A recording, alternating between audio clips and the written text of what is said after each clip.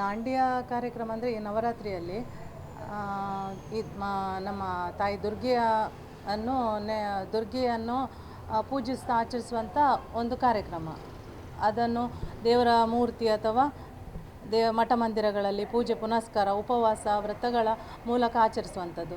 ಆದರೆ ಈಗ ಓಪನ್ ಗ್ರೌಂಡ್ಗಳಲ್ಲಿ ಮತ್ತು ಪಬ್ಗಳಲ್ಲಿ ಇಂಥ ಒಂದು ಮುಕ್ತ ಅವಕಾಶವನ್ನು ಕೊಟ್ಟಿದ್ದಾರೆ ದಾಂಡಿಯಾ ಗರ್ಭಾ ಅಂತ ನೃತ್ಯಕ್ಕೆ. ಅದರಲ್ಲಿ ನಮ್ಮ ಯುವಕ ಯುವತಿಯರು ಸ್ವೇಚ್ಛೆಯಿಂದ ಯಾರು ಬೇಕಾದರೂ ಹೋಗ್ಬೋದು. ಅಲ್ಲಿ ಮಾದಕ ದ್ರವ್ಯ ಅಥವಾ ಅಸಭ್ಯ ವರ್ತನೆ, ಅಸಭ್ಯ ರೀತಿಯ ಬಟ್ಟೆ ಬರೆಗಳನ್ನು ತೊಡುವುದಾಗಲಿ, ಅಸಭ್ಯ ನೃತ್ಯ ಅಂಥದ್ದು ಅನೇಕ ದೂರುಗಳು ಬಂದಿವೆ.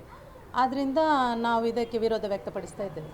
ಇದರ ಕಾನೂನು ಹೋರಾಟ ಮತ್ತು ಮುಂದಿನ ನಡೆ ಏನು ನಿಮ್ಮದು? ಕಾನೂನಿನ ಹೋರಾಟ ಅಂದರೆ ನಾವು ಈ ಮೊದಲೇ ಕಮಿಷನರ್ ಸರಿಗೆ ಮನವಿಯನ್ನು ಕೊಟ್ಟಿದ್ದೇವೆ. ಪೊಲೀಸ್ ಇಲಾಖೆ ಮೇಲೆ ನಮಗೆ ನಂಬಿಕೆ ಇದೆ.